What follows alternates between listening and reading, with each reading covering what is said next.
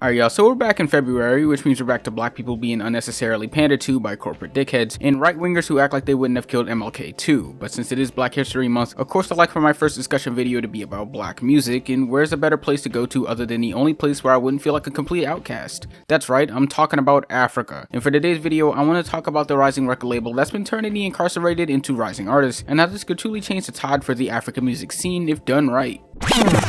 So for some reason, if you didn't read the title, I want to talk about a record label hailing straight out of Cameroon called Jail Time Records, which is meant to be a record label for inmates coming out of some of Africa's most dangerous prisons, which is starting off in New Bell Central Prison in Douala, Cameroon. Now if you're like me, and you didn't really know shit about Cameroon until now, this is the largest city in the entire country, being located on the coast of the southwest. And while this country has its exports and natural attractions, such as its rivers and crocodiles and whatnot, it also has a very high crime rate, with corruption and violent crime being sprawling issues over the course of the past 2 decades. And when talking about New Bell Central, it's became home to some pretty notable figures within the country, including Rudolf Douala Manga Bell, who was a resistance leader to the German occupation during the early 1900s, and Bertrand Thieu, who was an author that advocated for human rights and economic and social development within the country. And now housing approximately over 4,000 inmates, it's now became a central hub for ex-inmates to be able to change their lives and actually do something different. This time tapping in with aspiring music artists to make some absolutely amazing tracks that's been spinning in my playlist for quite a while now. And apparently they also dropped an album on streaming platforms that's mainly a collection of different sounds and styles from their large slew of artists under the label, including Afrobeat, Afro hip hop, African drill, and many more. And for the most part, I would say it was fair. I mean, it wasn't anything too crazy, but at the same time, you can also see the potential in this in the same way that you can see the potential of this channel gaining any sort of relevancy. So